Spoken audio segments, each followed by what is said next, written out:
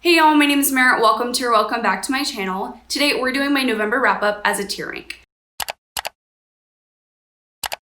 So if you're new to my channel, I just want to quickly say that I actually do my monthly wrap-ups as tier ranks each and every month. So I have a playlist in my description below if you'd like to check that out.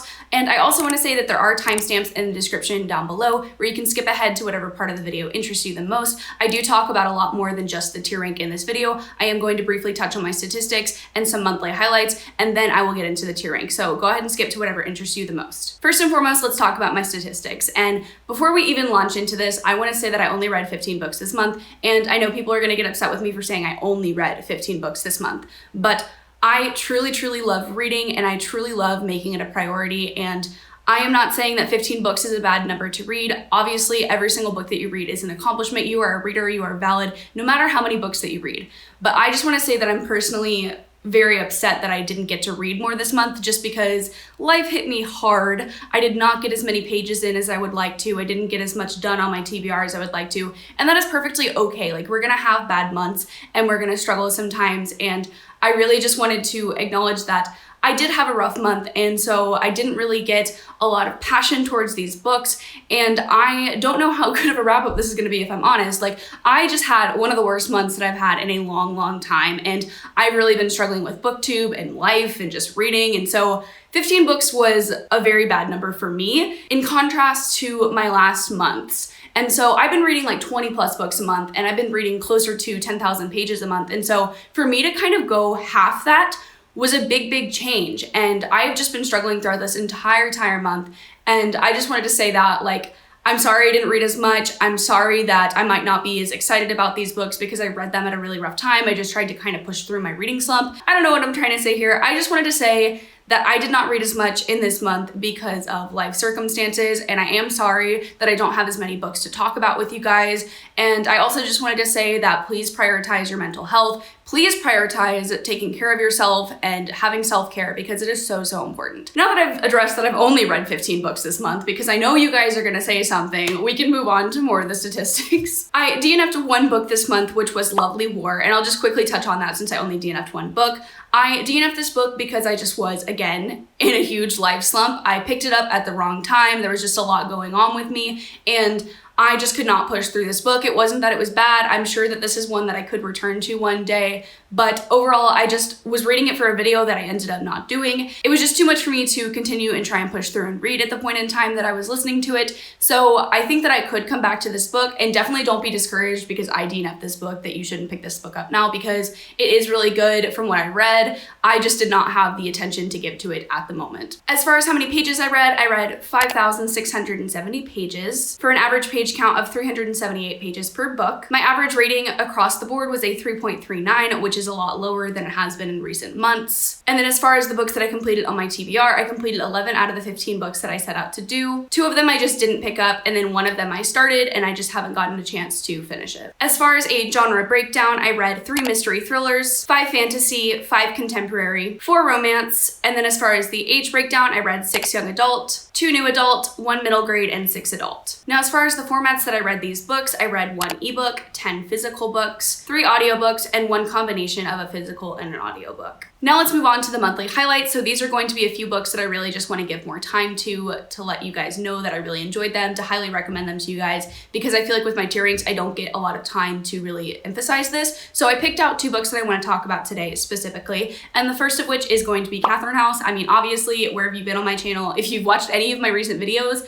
you know that I am obsessed with Catherine House. I think I've talked about it in literally every single one of my last videos, and I'm not really sorry about it because I love this book and I really think that you should read it too. So Catherine House follows a girl named Inez who goes to this prestigious boarding school, college sort of thing called Catherine House. And Catherine House is really hard to get into, and it's really selective. Well, that's what really hard to get into means. So once she's there, a lot of weird things just kind of start to happen, and it is just a ride. I loved this book because of how weird it was. I can't really pinpoint any other reason besides it was just so fascinating to read about. So I highly recommend Catherine House. If you have not read it yet, I gave that one 5 stars, and I read it for my Emojis Choose My TBR video. So if you're interested interested in watching that, I'll link it in the cards as well as in the description down below. So the next book that I want to highlight is The House in the Cerulean Sea by TJ Klune, and I gave this one 5 stars as well. I read this for my book club, and I absolutely loved this book. It is 1000% worth the hype. I wish that I had my physical copy with me because I have so many tabs and quotes that I would just love to read to you guys, but that would take me literally hours because I think I highlighted like every single page of this book. It was so good, and everything that everyone is saying about it, that it's whimsical, it's magical, it'll make you cry, absolutely true. This book was so worth the hype, and I promise you, like, if you're gonna pick it up, you are just going to be feeling like you're embraced by a warm hug. Like, it is seriously such a good read, and it came to me at the perfect time in my life because it had a lot of messages that I really felt that I could connect to. And The House in the Cerulean Sea follows a man named Linus who works for a organization that takes care of magical orphanages. So one day he has to go to this magical orphanage on a remote island, and at this magical orphanage there are many different more bizarre children, and one of them is the son of the Antichrist. So it's about this man named Linus trying to investigate this orphanage and see if it should still be running or not. And it was just so good, you guys, so good. I loved all the children, I loved Linus, I loved literally every single character in this book, and the writing was something that I really adored. It gave me Frederick Bachman and Neil Gaiman vibes, which I do not say lightly. Like, those are my 2 favorite authors of all time, and to read a book that feels like that was just so incredible. So I really wanted to highlight The House in the Cerulean Sea as well. Now we can move into the tiering portion of this video. So quickly talking about the categories that I have new favorite, good, average, yikes, wish it was never written, and did not rate / you'll find out later. So new favorite, I feel like is pretty self-explanatory. It's basically the 2 books that I just talked about that I really loved and will probably reread one day. Then the good category is going to be the 3.5 to 4.5 sort of range. These are books that I would definitely recommend to you guys, but they just don't quite hit the favorite mark for me. Then I have average, which is going to be anywhere from a 2-star to like a 3.5 star. It really just depends. And with these, I want to just say that just because I found them average don't mean that I can't recommend them to you guys. Like, I think that sometimes a book just might not hit for me, but it definitely will have an impact on other readers. Then I have the yikes category, which is going to be probably mostly 2-star books, which I actually did have a few this month. So the yikes category is reserved for more terrible books, not the worst of the worst though, because that is going to go in the wish it was never written category. And then at the very end, I have a did not rate / you'll find out later section, and this is going to be books that I'm in the middle of for different reading vlogs, etc. You'll find out my thoughts on them at a later time, but I still wanted to include them in this video. Okay, so first and foremost, let's just get the new favorites out of the way, the ones that I just talked about. I'm going to put Catherine House up in new favorites, and I'm also going to put, where is it? The House in the Cerulean Sea up in the new favorite category for the reasons that I just talked about. I really enjoyed these books, and I definitely want to reread them at some point.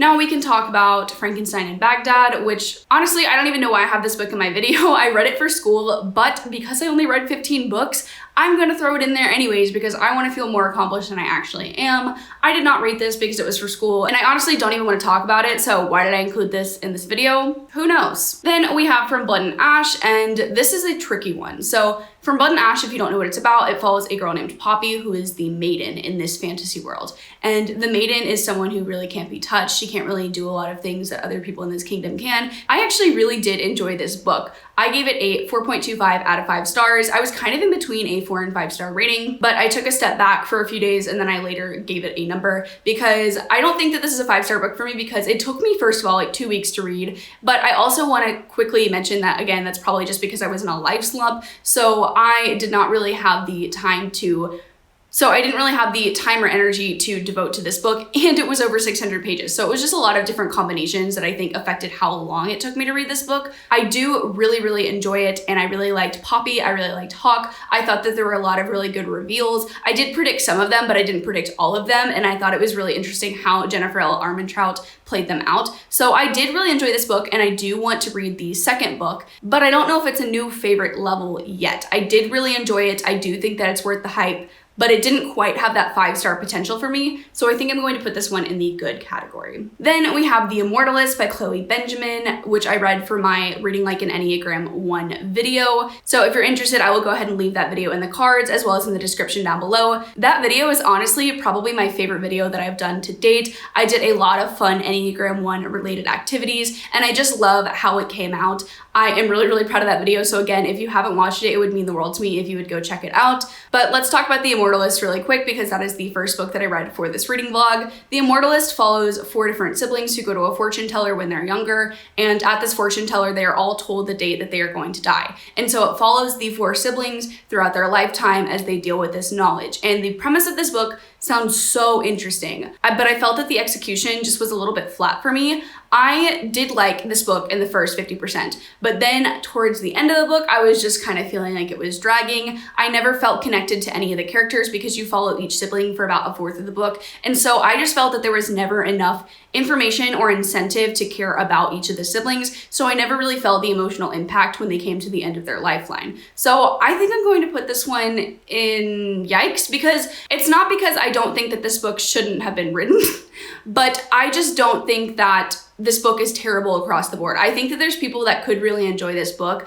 I gave it 2 stars. I don't know if I said that, but I just did not care for it. I wish that I hadn't read it, kind of, but like also I am glad that I read it because this is a very polarizing book, and it is something that you kind of have to read to see where you lie on the spectrum, if you're gonna love it or if you're gonna hate it. Unfortunately, I lean towards the more hateful side. I don't think this is the worst book I've ever read, but it just didn't do anything for me, so that's why it's going in the yikes category. Then we have Lobizona, which I also read for that same reading vlog, Reading Like an Enneagram 1, and this one I gave a 3.75 out of 5 stars. I'm going to put this one in the good category. So Lobizona follows a girl named Manu who lives in Miami, Florida with her mother undocumented, and one day ICE comes and takes her mother away from her, and so she's dealing with all of these questions about immigration and identity. And then on top of that, she kind of goes into this world where there's werewolves and vampires and witches, and it's an urban fantasy with a lot of topical themes to it. And this one wasn't like a 5-star read for me. There were a few problems that I had with the writing and just the flow of the story, but I think that it is such an important story and one that you should be reading and adding to your TBR and finding out for yourself if it is a book for you, because it deals again with just a lot of really topical things right now. And I really appreciated the messages of identity and finding out who you are. And it also just deals with a lot of shattering conventions and gender norms, which I absolutely loved. So definitely a good book. Then I read The Mistletoe Trap, which you will find out later because I actually am doing a Christmas romance reading vlog, but essentially this one is a Christmas sports romance, and I don't really have much to say about it because if you want a little bit of a hint as to how I feel, I don't really remember anything that happened in this book. Moving on. So next I have a book that I read for Emojis Choose My TBR, which again, I read Catherine House for. That video link is in the description if you want to check it out. But I read My Grandmother Asked Me to Tell You She's Sorry as well for that video, and I'm going to put that one in the good category. This is a book by Frederick Bachman, so I know it's shocking that it is not going in the new favorite category, but I have to be selective with my new favorites, and I think that this is probably my least favorite Bachman that I've read to date. I gave this one a 3.75, but I still did really enjoy it. Like a 3.75 is still a really good rating, but in contrast to his other works, I just feel like it didn't really live up to my expectations. I did really enjoy this story, but I was kind of confused because it has a lot of story elements to it, if that makes sense. So it's about storytelling, but I didn't like how the story was portraying storytelling, which is very like meta, but anyways, this book follows a young girl named Elsa whose grandmother recently died, and her grandmother asked her to deliver letters to all the people that she's wronged. And so I liked the concept in theory, I liked some of the characters, and I liked a lot of the quirkiness and the weirdness that I would have in any other Frederick Bachman novel. But again, I just felt that it wasn't as strong as his other works, so that's why it's not a new favorite for me. Then I read a few books for Reading My Honest Favorites, so I will go ahead and link that video in the cards as well as in the description down below if you're interested in checking that out. But I read The Cruel Prince, which I gave a 2.5 star rating, I want to say, so I'll go ahead and put it in average. I didn't hate this book, but I also didn't love it, and I couldn't tell you anything that happened in it at this point in time because so much time has passed and I just haven't really thought about it. I wish that I had loved this book because I know that it is a very popular and beloved YA series, but it just did not do it for me. I didn't feel connected to the characters. I didn't feel connected to the world because I thought that there wasn't really any world building. So this one was okay for me. I didn't love it, didn't hate it. It doesn't really stick out in my memory. If you love it, I am so happy for you, but it was just not a story for me. The Cruel Prince follows a girl named Jude and her sisters who I believe, see, I can't even remember what this book is about. I'm really struggling, but it's about a girl named Jude who's, I want to say her family gets murdered, her parents get murdered, and her sisters are taken to the world of fairy to live with them. For some reason, I don't remember what that reason was, but this is another YA fantasy inspired fairy story. And if you enjoy those types of books, I would definitely pick this one up. But again, I just think that this one wasn't for me because I like more world building in my novels and I didn't ever visually see the fairy world that we were in. So it was really hard for me to connect to the story and the characters. Then I also read To All the Boys I've Loved Before for that video. And I am gonna put this one a new favorite actually, because I cannot stop thinking about this book. I gave this one 5 stars as well. I listened to the audiobook, which I highly recommend if you haven't listened to it before. So good. To All the Boys I've Loved Before follows a young girl named Lara Jean who writes letters to all the boys she's ever had crushes on, but then one day all of her letters get sent out to these boys and they were never meant to be sent out to them. So she is mortified and sort of dealing with these repercussions. And Lara Jean is just such a cinnamon roll character. I loved her. I wanted to protect her at all costs. And I cannot wait to read the rest of the series. I don't think that it's going to happen by the end of the year, unfortunately, but I think that the last 2 books in the series are going to be a high priority for me in 2021. I just loved this book, and I highly recommend it if you enjoyed the movie, because I didn't think that I would love it as much as I did because I had seen the movie before and I really enjoyed it, but I honestly think that the book is even better, especially the audiobook. Highly recommend once again. Then I also read The Vanishing Stare and The Hand on the Wall by Maureen Johnson, and we also know how I feel about Truly Devious on this channel now because again, I just can't shut up about it, and I do not apologize for it because I want you to read these books. I absolutely love the Truly Devious series, so of course these books are both going in the new favorite category. I'm not going to launch too much into what these 2 books are about because it follows what happens in the first book, Truly Devious, but I will quickly say that I gave The Vanishing Stare 5 stars. It is my favorite in the series, and then I gave The Hand on the Wall a 4.5. I really did think that it was a good conclusion to the series, and I am excited because there is going to be a 4th book coming out as sort of a companion novel in the next year. I will say that Truly Devious is about a young girl named Stevie who goes to this boarding school where a murder has happened, and so you're following 2 different timelines. You're following Stevie trying to figure out this case in the present day, and you're also following the timeline of the case unfolding in the past. So super interesting book. I think it's very cozy and atmospheric, perfect for fall and winter, and I just love this book series and I cannot wait to reread it one day. I loved it so much.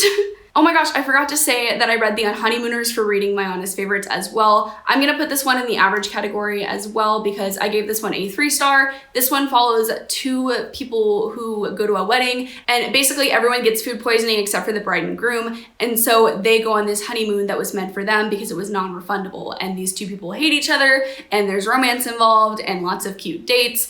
I liked this book, but honestly, again, I'm struggling to remember it right now, and so it's just not one that's gonna stick out to me. I have read better romances that I'm more attached to, so while I did enjoy my time reading it, and I think that it is a very funny book, it's just not one that I'm ever going to pick back up again. Then I read The Titan's Curse for the Percy Jackson read-along, and if you're interested in joining us, that is also in my description as well if you want more information, but I gave this one a 4.75 out of 5 stars. I'm gonna put this one in the good category because I did really enjoy it, and I think Percy Jackson as a whole is a series that I do really love and I would consider a favorite, but I just don't know. I don't get favorite vibes from this book for some reason compared to all the other ones. So I really enjoyed The Titan's Curse and I think that it is my favorite that we've read so far in the series, but I also rated it less than I rated The Lightning Thief. I gave The Lightning Thief 5 stars and I gave The Titan's Curse 4.75. And the reason for this is because I felt that the beginning dragged a little bit for me. I was super confused because we were kind of just thrown into this world again with a lot of new characters and little to no explanation. So it was just kind of jarring for me to read about.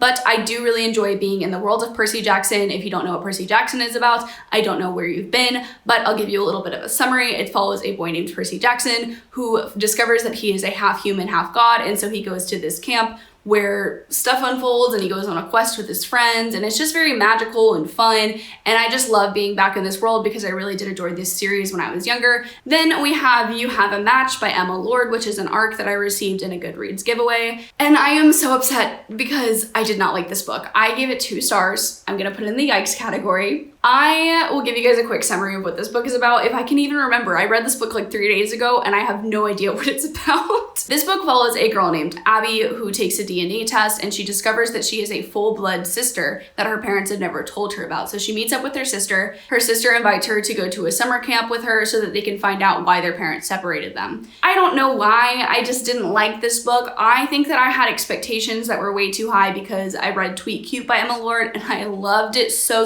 much. It's one of my favorite YA contemporaries that I read this year, but I just thought that You Have a Match lacked all the charm and the quirks that Tweet Cute had, and so maybe it's my fault for comparing the two so heavily, but I just did not feel connected to any single one of these characters. And I know that Emma Lord can write really well-developed characters that I still really root for, even if they are much younger than me, because of Tweet Cute. And so when I read You Have a Match, I just did not care for any of the relationships. I didn't care for any of the dynamics. I thought that this would be more focused on family and friendship and sisterhood, and it sort of was, but it just never went as far as I would have liked it to. And so overall, it was just kind of a disappointment for me. I would say if you're interested in this book, still give it a chance. I am, again, an early reviewer, so there's going to be a lot more opinions besides just mine coming in the next few months, but I just did not love this book because I had such high expectations for it, and overall it was just a really big disappointment. So those are all the books.